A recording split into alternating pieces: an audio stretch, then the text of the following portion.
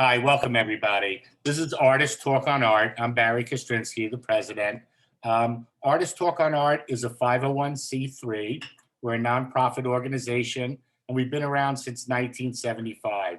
Our talks are usually on the Lower West Side of Manhattan.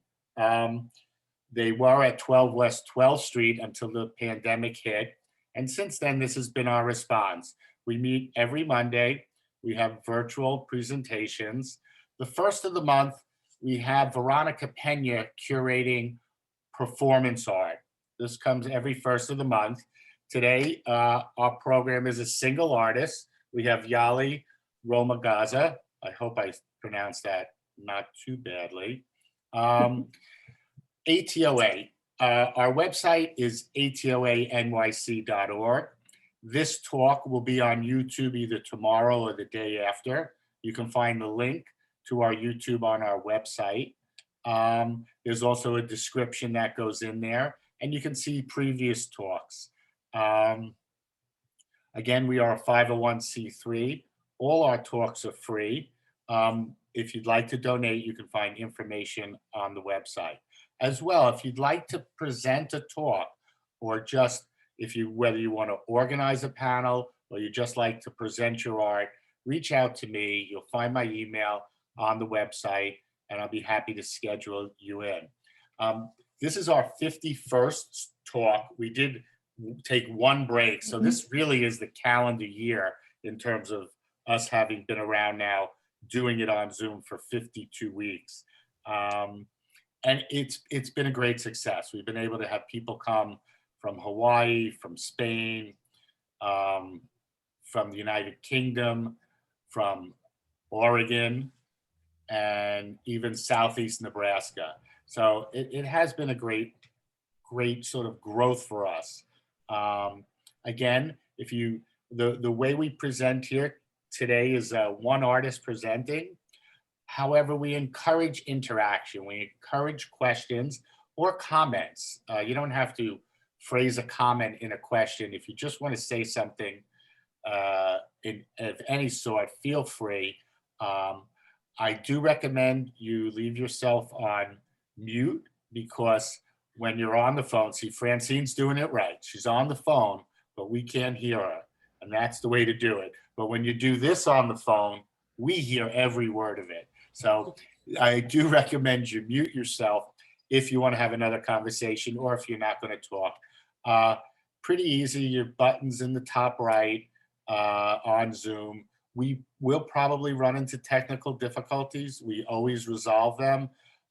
We have a few board members here. I'd like to recognize Fran Beeler on the board of the ATOA. Jacqueline Sferrarata is here. And yeah, I think that's the bulk of the board that's here. Who am I missing, Jack? Francine Kornfeld. I'm sorry, Fran. Francine Kornfeld is here as well. And I'd like to point out Michael Krasowitz always seems to pitch in and help us out with technical difficulties as well. So first thing what I'll do is I'll hand it over to Verónica. I'll let Verónica tell us a little bit about performance curation, Yali Romagazo, anything you like, Verónica, and then we'll hand it over to Yali. Yali will screen share. And so first, welcome, Verónica, and thanks for being a part of this, being a part of the ATOA. Thank you, Barry, and thank you, everyone, and thank you to Yali for being here. My name is Verónica Peña, and I am an interdisciplinary performance artist and an independent curator. With ATOA, I present Performance Mondays, which is a series that once a month features one performance artist that works in the various disciplines of live art. I am the founder of Performance Art Open Call, which is a Facebook community of 16,000 people, where we share resources and opportunities around the topic of live art. And today I had the pleasure to present Yali Romagazo, which is a Cuban-born Cuban-born interdisciplinary artist currently based on Queens, New York. I'm going to read a little bit of her bio and then I'm going to let her talk. So Yali Romagazo graduated with a master's degree in fashion, body, and garment from the School of the Art Institute of Chicago in 2016, and also a BA in art history from the University of Havana, Cuba. Her works have been included in the Gothenburg Biennial, Havana Biennial, Vuitton Salon, Paris, Liverpool Biennial, Art and Social Activism Festival in New York, the Immigrant Artist Biennial in New York. Yali has performed at Lynx Hall Theater in Chicago, White Box in New York, Teatro Latia in New York, Art in Places, also in New York, and Southeastern Center for Contemporary Art, North Carolina, among others. She has also been awarded with several awards and residencies, including the Cátedra Arte de Conducta by Tania Bruguera in La Habana. And also she has received the Creative Capital NYC Taller in New York and the Franklin Furnace Fund, which is very prestigious in the field of performance art. And she's also a member of the New Latin Art Collective, which presented some weeks ago. So Yali, if you are ready, it's all yours. Thank you, Veronica. Thank you very much. You're welcome. Here today. I'm just gonna go and jump in and share screen, and we're going.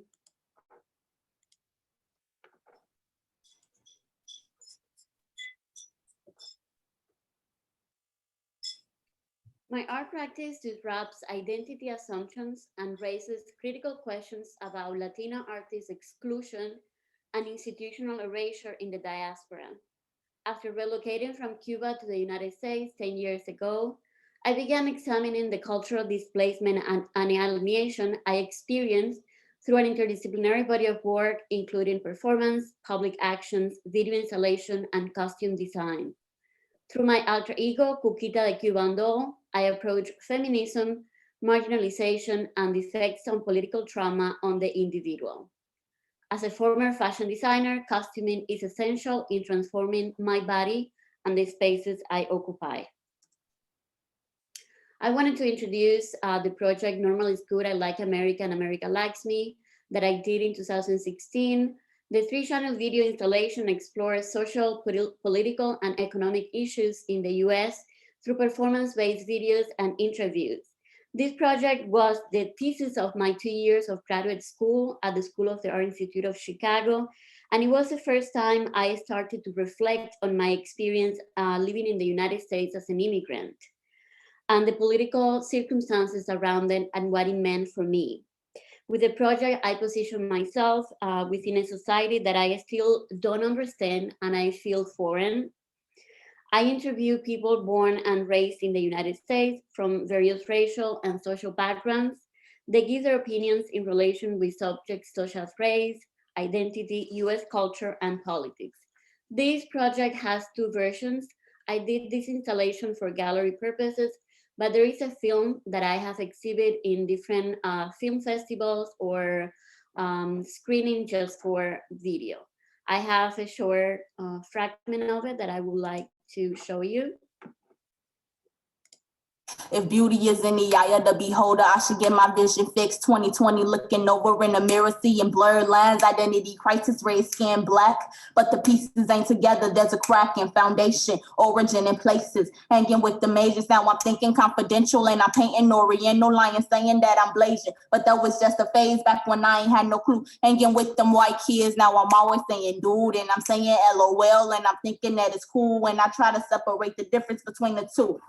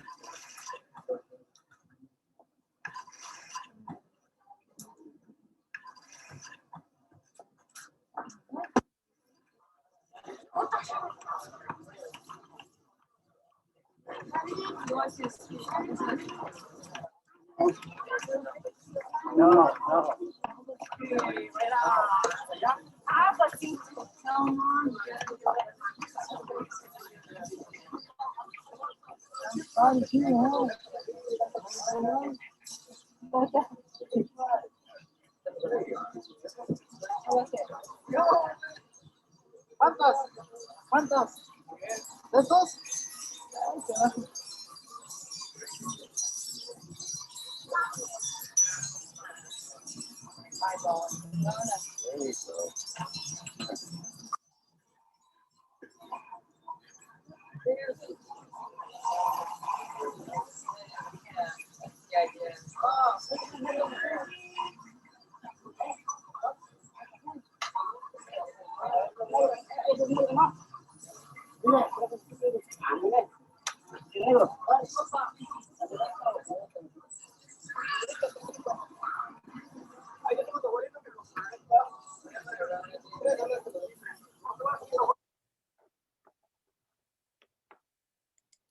If beauty is in the eye of the beholder.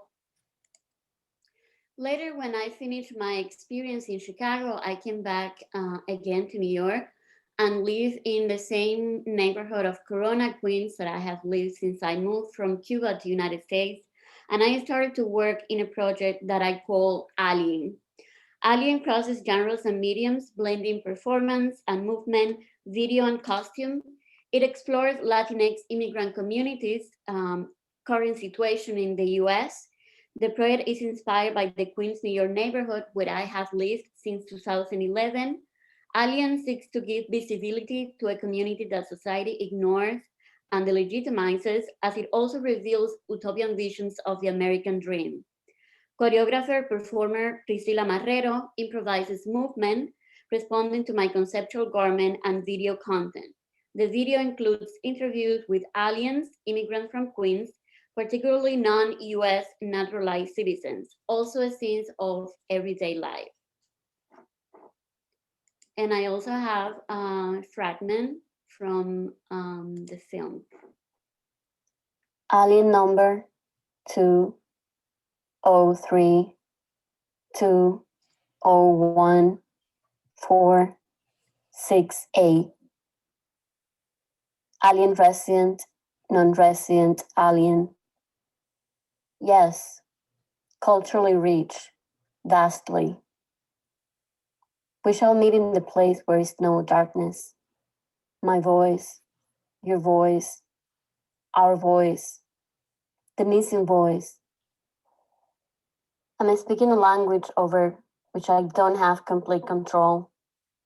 We're racially profiled based on our accent, skin color, countries of origins, language limitations, creating feelings of shame and inadequacy, which it leads to self-censorship, hopelessness, and disempowerment. Feeling the urge to voice me on behalf of a collective, how to overcome the fear of speaking. The soul shines from within. Did you know? We're no longer invisible.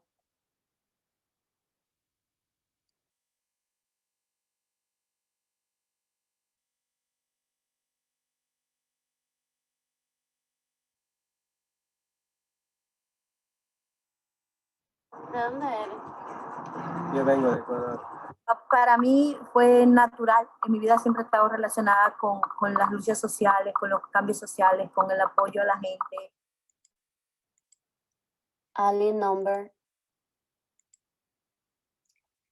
Cuquita the Cuban doll emerged as my alter ego, seeking to invent a cultural home within the art world in the United States, where I often do not feel included or represented.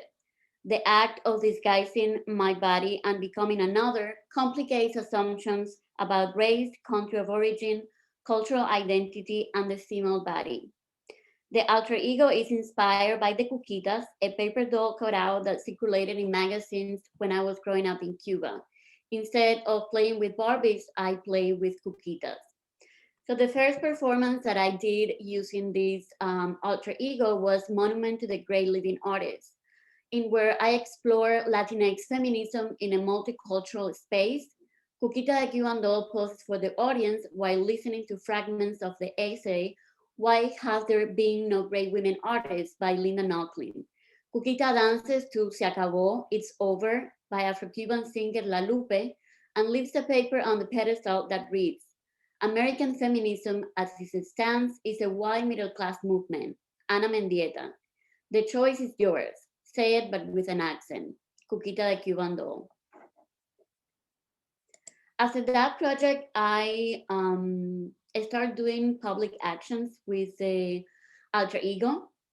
And this project emerged meditating my way out of capitalism and communism, 12,410 days of isolation. In my work, I intertwine the personal and the political and a path to healing from trauma. In this performance, Cuquita the Cuban doll meditates in a public protest near each subway stop along 14th Street as part of the Art in Odd Places Festival. 12,410 days refer to my age, through which I reflect on my past and my present, and I recognize how the system empower, oppress, and marginalize the individual. I have a documentation of the performance, which I think is really interesting now to think about when this happened, because it happened when we were not in pandemic. So we can live through the city in a time that we're not living in right now, and just it became very interesting.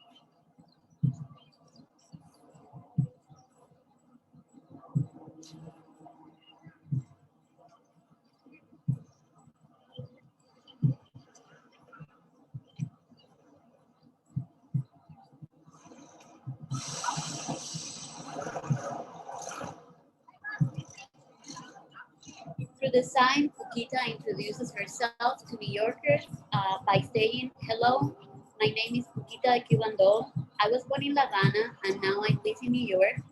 I identify as a woman. I find myself surrounded by thorns. Also, I bleed every month. I will meditate my way out of capitalism and communism for 30 minutes. Join me if you want. Please do not touch me.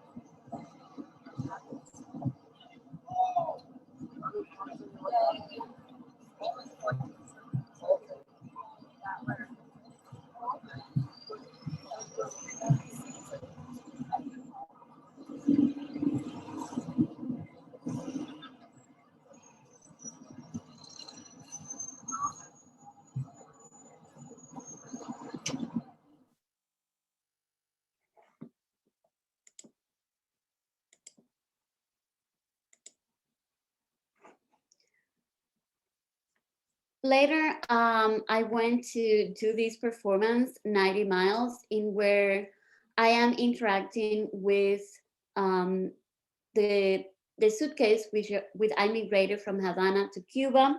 It displays all the personal belongings that accompany me in my travel, such as family letters, my one-way Havana-Miami plane ticket, artworks from my lover, photograph, costumes from performances, a grandma newspaper with a statement of what the Cuban Revolution embodies. 90 Miles reflects on my experience as an immigrant in the United States, thinking about universal displacement and trauma.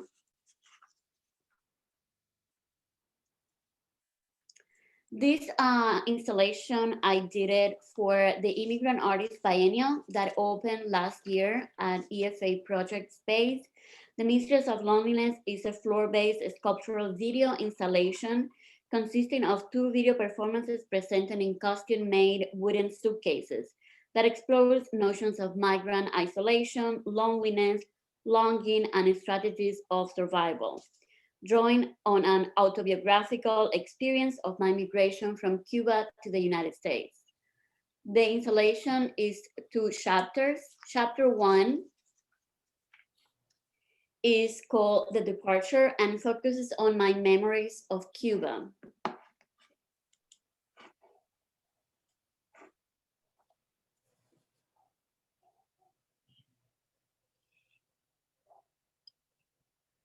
The costumes created for the project, you'll see through the video progress, give Cuquita multiple options. A sleeve becomes a neck piece, a pocket holds objects recalling intimate memories that Cuquita, the Cuban doll, carries everywhere she goes, like letters from my mother or family that I received throughout the years. By the time that I came from Cuba to United States, in Cuba, we didn't have email. So I still communicated with my parents through letters. And I kept all those objects. The costumes transform the body into a home and nation. Yali, I do want to ask a question. In the chat, Regina Silvers asked about the earlier meditation piece you did. What were the responses? The responses were very interesting because most people didn't believe that I was human. They thought it was a sculpture, that it was a doll. So I put the please do not touch me on purpose because I knew they were going to try to touch me. Many people came closer to see if I was breathing. So it was really interesting for me because I was breathing, I was moving, it was cold and windy, and still my body was responding as a human. They thought I wasn't real, like I was a sculpture, and that add another element to the project and also the idea of the alter ego. I never thought that I could be a living sculpture, and it never came to my mind when I was thinking about doing this sort of projects, because she's motionless, she's not moving. In other performances she's moving, and obviously you don't have that, you don't question her human part, but when she's not moving, it just added another element that it really surprised me, and I thought it was great.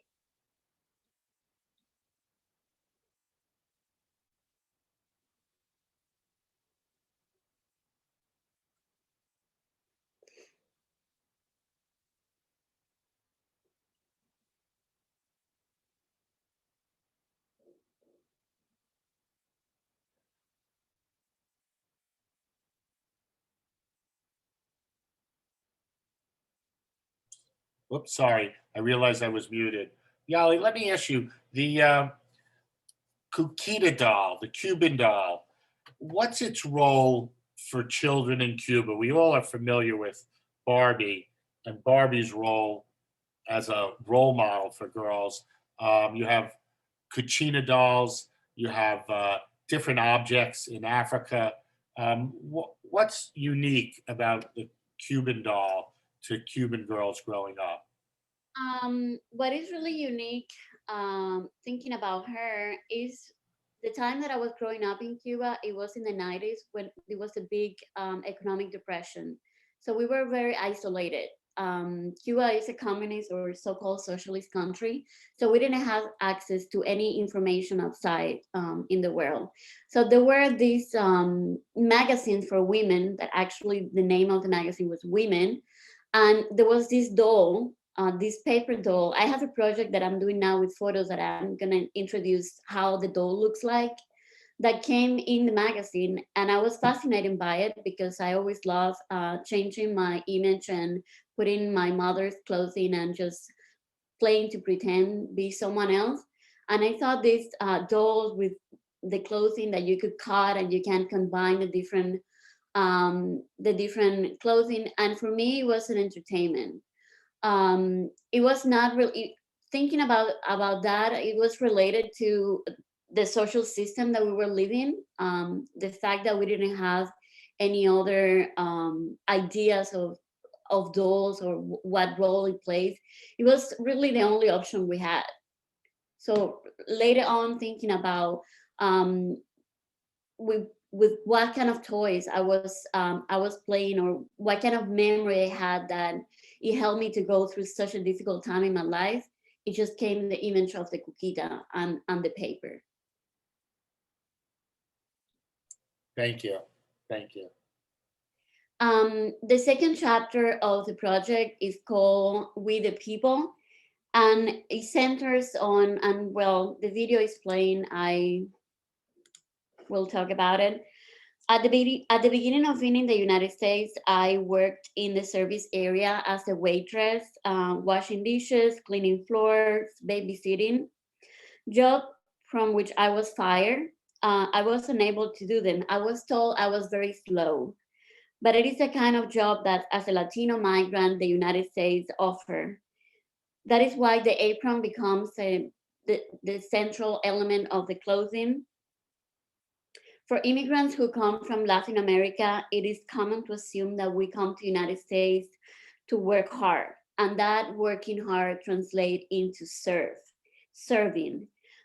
In the pockets of my apron, I keep my new American passport, the certificate of naturalization as American citizen, American flags, peeled from my mental breakdowns.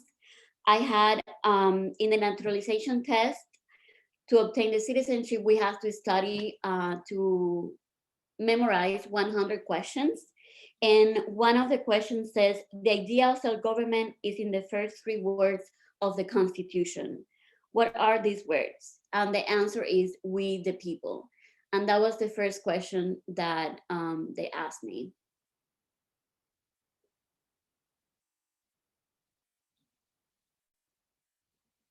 So I guess I would ask that, is it through the artwork that you felt more comfortable, because you felt, coming here has been very difficult. So is it through performance and art that you've recognized a sense of identity in being here?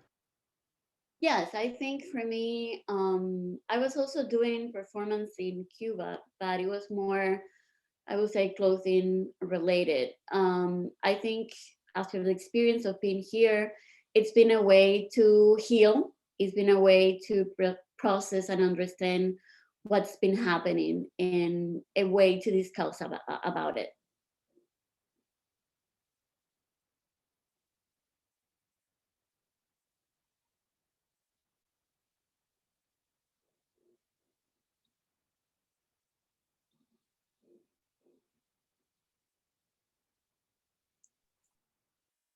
Yali, when I see, what you become when you are dressed and your face is covered, and you use these objects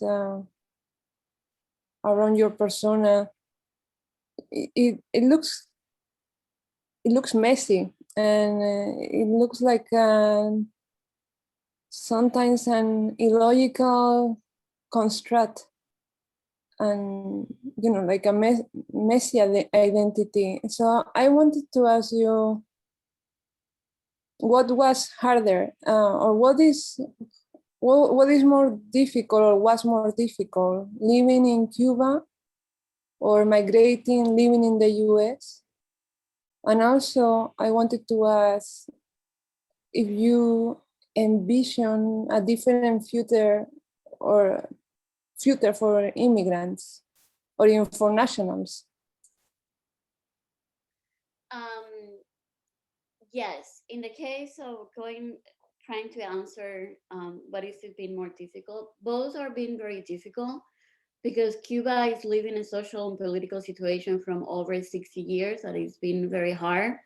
And it's been very hard on the people that we were born and live there. That many of us been forced to leave, even we didn't want to leave.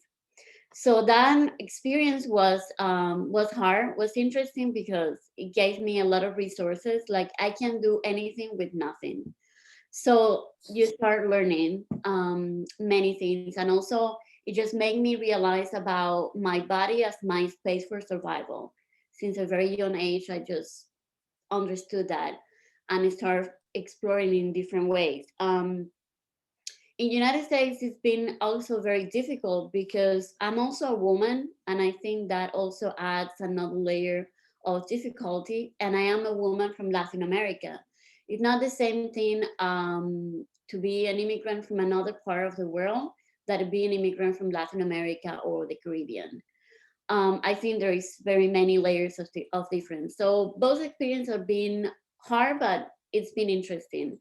I think for the future of immigration, I hope, I mean, I am trying through my work, try to talk about it and highlight different problems because I have been living for the longest time in an immigrant community, not just Latin American immigrants, but from many, many parts. I live right now in Flushing, which is many different parts. Asia also is a big community here in Flushing.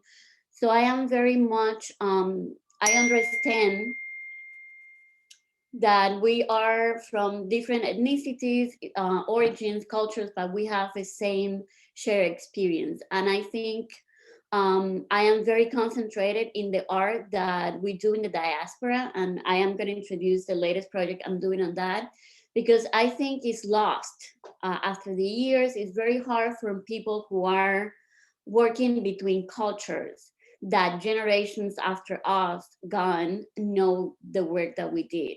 And it happened to me because I was looking for figures in the past that were having the same experience I'm having. And it was a really, really hard time for me to find it because there is no archives, there is no documentation of the work that they did because they're silent. The museums are not showing the work, books have not been published.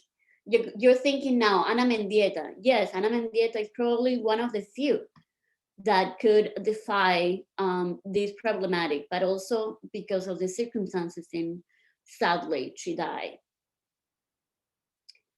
So I don't know if that responds to the question. Yes, thank you, yes. I do want to ask a question that's in the chat. Alyssa Pritzker asks, are you currently in touch with Cuban culture and Cuban artists living in Cuba? Yes, I am. I was very involved 3 years ago. I was kind of traveling back and forth, but it was very hard for me to keep that lifestyle, if you would say. Also, the repression in Cuba is harder now than ever. And it's been very difficult to make art there because everything is just persecuted by the police and the government. So I kind of put some distance in myself with that because I needed to reflect how I am going to, what is it that I'm going to provide as an artist in Cuba. So I needed to explore what it means to live in here, that when I feel ready to go back and see how can I understand how Cuban are and we are at this time and at this point, especially thinking about this character, because Cuquita is very well known in Cuba. The paper doll, right? It's the memory of all the generations that were born during the revolution. So it's really interesting for me to know how the audience will react to the idea of embody this cuquita. And I wanted to introduce one of the projects I am doing right now. No me pongan en lo oscuro, do not bury me in darkness, which is very related to the topics that we were talking. It's an ongoing series of unannounced performative actions in museums responsible for the lack of visibility for Latinx artists, especially women. Each new unannounced performative action adds a new cuquita de Cuban doll, expanding the cuquitas in a silent protest and an urgent question: where do Latino artists disappear in the diaspora? We did action number 2 in the Whitney Museum last September. It was related with the Immigrant Artist Biennial. Later, I just went on my own. And we went and did action number 3 at the Museum of Modern Art. The unannounced performative actions consist of appearing as my alter ego, Cuquita de Cuban doll, without prior notice in the public space where the museums are located. I invite other female performers of Latin origin to join me, also acting as Cuquita de Cuban doll. We stand motionless for half an hour wearing simulated penises as part of our costumes. This was action number 4 at the Guggenheim. And we did action number 5 at the Met Museum. And we sort of had to stop because winter came and it's really hard to make these performances in the winter. But I am organizing everything to just start through the summer and late spring. The project is now evolving to a new phase where I want to include text, signs, stickers around the city, posters. I also want to start an interview of these performers that come with me. Most of them are artists also that come from Latin America and have the same issues and are concerned by the same themes that I am concerned, and I want to know their perspective and what are they been doing in the art that they do. And just kind of expand the word, because one of the things that we learned from these silent actions that people were confused about what it was. And visually it's really shocking and people stop and see it and was curious. But I'm also interested in let them know what actually we want to say with this. So I'm thinking about new ideas of how to incorporate text and information. Elaine Forrest has a question, and she's curious, and she gives a great title to your fabric. She's curious about the fuck fabric, and did you design it? Yes, because my formation is as a fashion designer. I craft my costumes from zero. All of the costumes that you see in my performances, I made it from scratch. So this one, I designed the fingers, and then I printed on fabric, and I designed the model, the shape of the clothes, and I just been repeating that, adding the different penises and sizes. Yali, I always like to ask an artist, and those who have come regularly know what's questions probably coming. What did you do when you were younger that might explain? Were you knitting and sewing? Were you creating? Were you a drawer? Tell us something about your earliest experiences as an artist.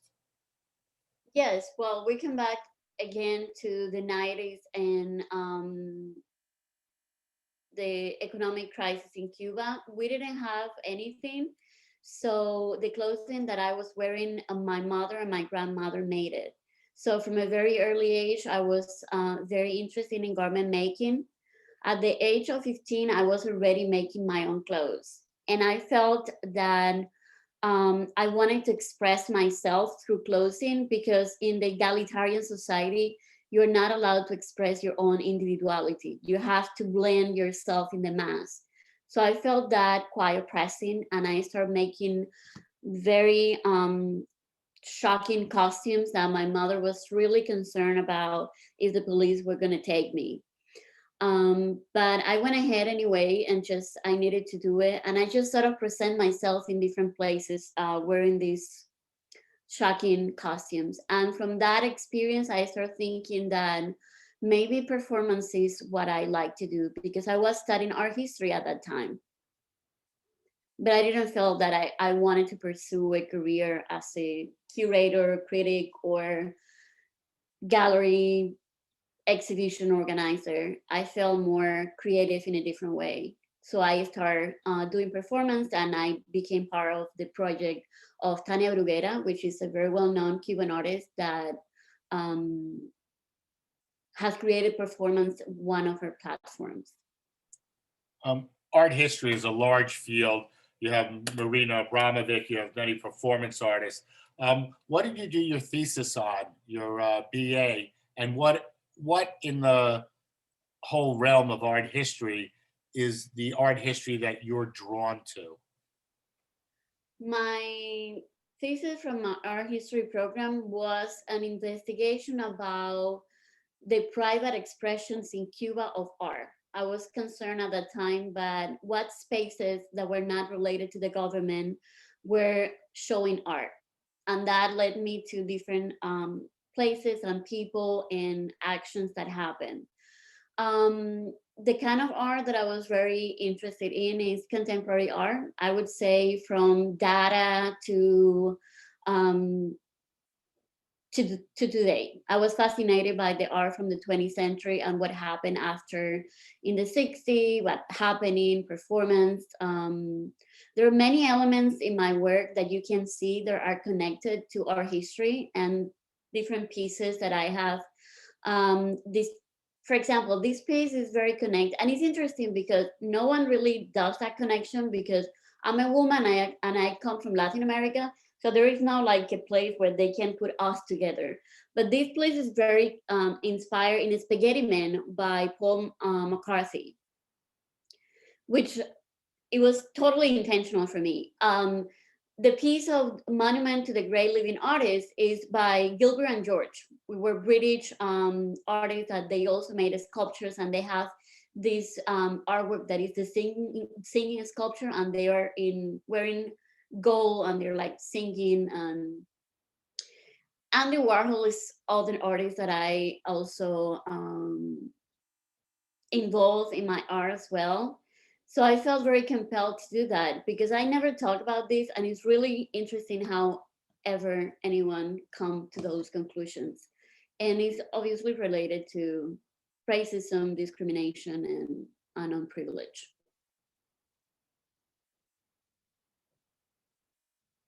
Thank you, Yali. You're welcome. And I wanted to also introduce my photo project that I am really excited about, that is also a hybrid of photography and performance, showcasing the multi-diverse identities of Cuquita the Cuban doll. And these are the Cuquitas. That's how they look like. So you cut it from the magazine and you put it the clothing. In this picture that I'm doing now, instead of Barbies, I play with Cuquitas.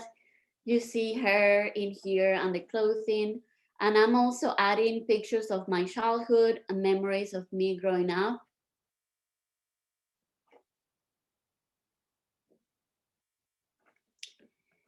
And that's it. Gracias. Thank you, Yali. Thank you.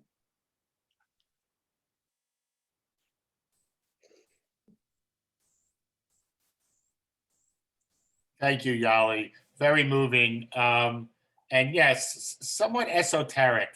Having seen the work before, I really needed you to open it up so I can truly understand it. And you did a great job. Carol Orito asks, what do you want people to feel when they see your art?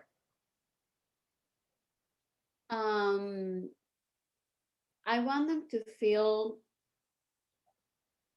I guess provocation is something that always make me when I'm thinking about a project, I feel how can I shock people? How can I make people think of reality through something that looks absurd? I also want to create a place for inclusion and openness. There are many windows to understand an art, and I have my own interests, I have my own ideas, but by no means I know what I'm doing. Anyone can approach my work and see many things that I have no idea that were lying there. And that happened when the audience making the performance in a public space, they thought that I was not human. I could never understood that, but it was really interesting and made me think about, okay, how can I include this another element into the work? And that's when I came with this no me pongan en lo oscuro, do not bury me in darkness, where we are actually motionless, not moving.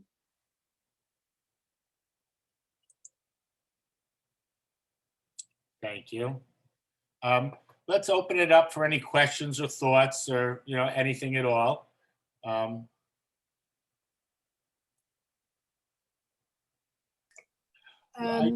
Yali, I have a question. Are they wearing gloves? The hands on the models? No, we paint the skin always in different colors. Like the color that I usually on myself when I'm performing alone is gold.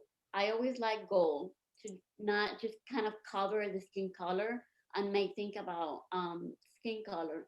But in with the other performance, we kind of play with the colors of the hair, the socks, and kind of make everyone match in different colors.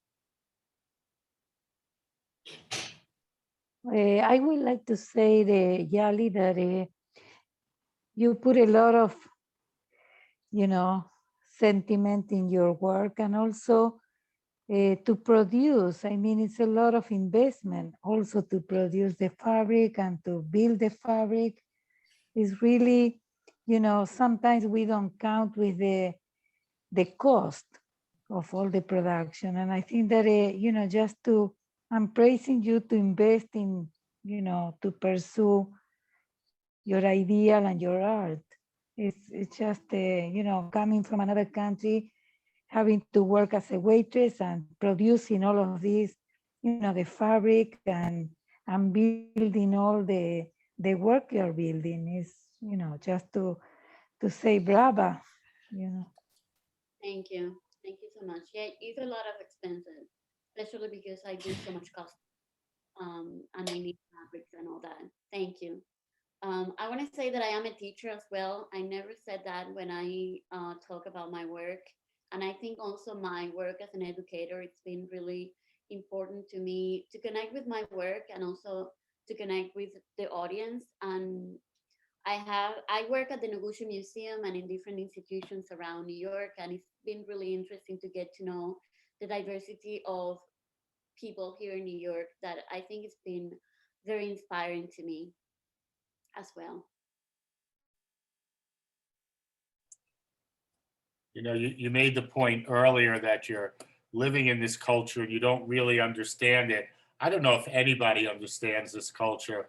Before we started this discussion, we were talking about NFTs, and I don't know, maybe the world has gotten more complicated, but it is hard to get a grasp on what America is or what we are. And I think a lot of artists deal with identity, and I mean, identities are changing very rapidly today. I don't know if it's related to technology, but we are sort of ever-changing selves in a way. There's no question about it. Your work shocks. Fran Beeler says, the doll is not pretty. It's she really is shocking. You've succeeded. It's a powerful and difficult vision. And yes, when you mentioned Dada, I totally get that. Dada did some oversized things. Those oversized eyes, those little cockeye eyes.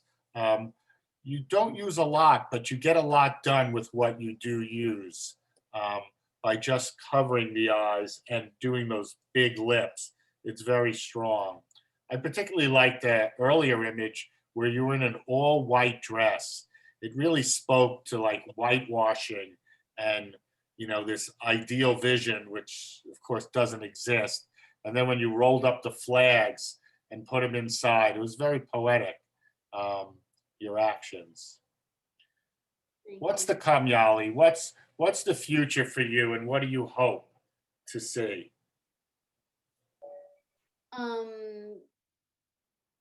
The future, I don't know about the future. But what I'm hoping is, I'm thinking the work that I do now, and I was talking with a group of people. I'm thinking about documentation. I'm thinking about archives. I think it's important to create a way in, well, because right now we're living in here, and I know a group of women that are producing art, and it's really strong. But what's going to happen in 20, 25 years? New generations are going to know about the work that all these women were doing. Hopefully they will, but it's not been my experience because I was looking for those women and I couldn't find them. So I'm thinking now that's why the project with Do Not Bury Me in Darkness, how can I expand that to become something just that, not just the actions, that it can become an archive. I'm thinking about going back to film and do more films, different ways in it can live through time, photos that can live through time, and books, hopefully, that is going to create a dialogue about the things that not just me, but many other, because I'm also working towards collaboration. Bringing people in to work with me, I think is important, because it's not just about what I think or how I feel. It's voicing what many group of females are feeling. A female is just my focus because I feel like women, the treatment that women had, not just in the United States, like anywhere, especially from Latin America or in Latin America, it's been very unfair. And I have lived through a big machismo in Cuba, where I have to be really strong to be her as a woman artist. And that preoccupation and that desire to empower women is something that it makes me feel like that's what I want to do. In my work moments, that make me keep going. I think that what you are saying goes with what Barry says every time that I join this gathering, ATOA, that we are not isolated, that we are a tribe, and we really need to work together, even if we work alone in our studios, but we are social beings. And I think that collaborations are very important. Very nicely said. Veronica, would you like to say a few words? Yeah, I actually wanted to ask a question. Yali, I wanted to ask you, I was, let's see how I say this in a way that I say it right. You say that for your participatory pieces in which you work with other women, for instance, in front of the museums, you want them to be Latin America or from the Caribbean, South America. So you are really focusing on that population, obviously, right? But how you consider, if maybe that could be, that could be making also a separation between the immigrants, and I'm going to call it the nationals. It sounds horrible to me, but I'm going to say it like that. And also, I wonder if it maybe will contribute to the idea or to the statement of making other cultures more visible or accepting other cultures, if the performance will be, for instance, Americans or from other parts of the world. Could be. Even if the statement is, you are showing the Cuban doll and making a statement that is more connected to the Latin countries. Totally. The work is talking about the diaspora, right? That there's a cultural space between cultures where the information and the production of art, it just get lost. So that's the reality. And it happened just not for Latin Americans in diaspora, it happened for other communities. Of course, I feel connected with that because I've come from there and I can speak to that.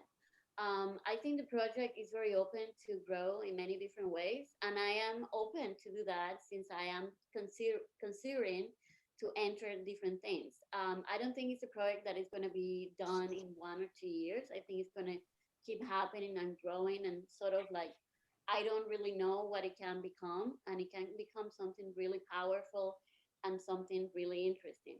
I just was fascinated by the idea of cuquitas growing, because I was not interested in showing my face or their faces. I was trying to construct an image and make think about the ideas that I was trying to say and have that shock, because when we are in group on the street, it just is an experience, not just for us but for everyone that encounter us, and I think that's very powerful.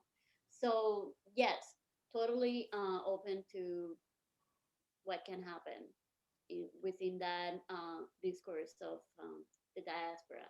It's something that I concentrated in diaspora because I think I feel like other terms which are very they're great, but sometimes I feel diaspora it just get lost, and we have so many trouble because we lost our national privilege.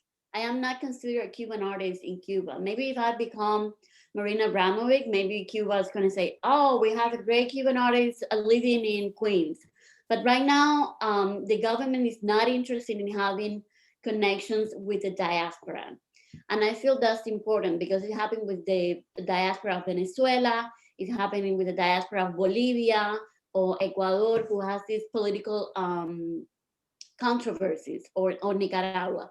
So it's kind of an untold history, it's kind of an untold story that I want to make visible somehow. And I'm still, while I'm doing the projects, I'm also thinking about it, how to make it growing and more powerful. Yali, can I ask you, how do you think, after living in Cuba and being maybe suppressing some of your expression and transforming it, how do you think it's affected you as an artist? Do you think it's developed you more, or you've had to convolute your expression, like kind of hide it or change it so that you don't have to get in trouble or something? In Cuba, you mean? Well, I guess in Cuba you said there were certain things you couldn't say. Yes. There are So how did that, do you feel that that affected your expression in a way that you made it better because you had to really focus on how to say it? Or has it confused your expression? I don't know how to say it. Interesting. I think I think there is a lot of power in the silence, because when you speak words, you're very direct, right? If you say something to someone, there is no way to not understand that. So fear and the feeling that you cannot voice yourself, it make you think about other ways to talk without saying, without using words.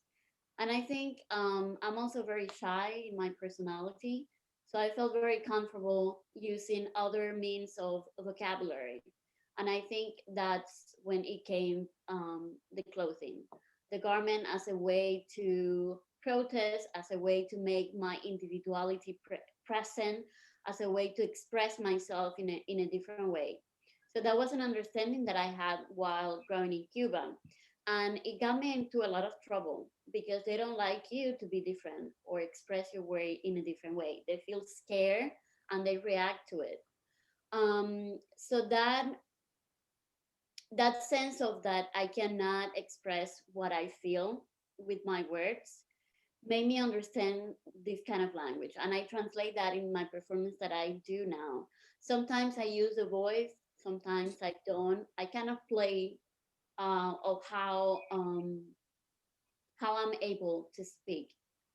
Like in one of the films said, how can I voice myself and make speak what I feel?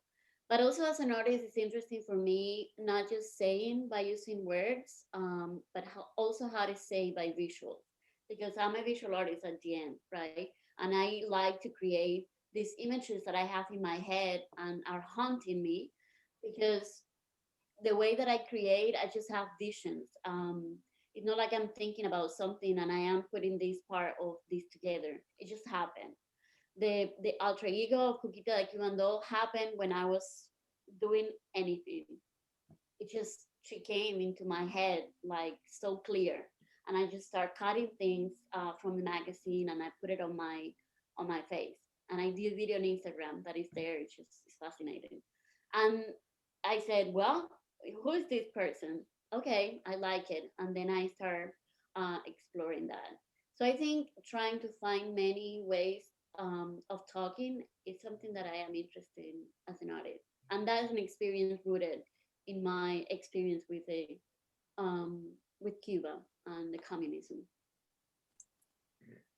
Well, Yali, you've certainly taken some tough questions tonight, and I could see you thinking when you got the questions, and I really respect how you responded and went in depth to them.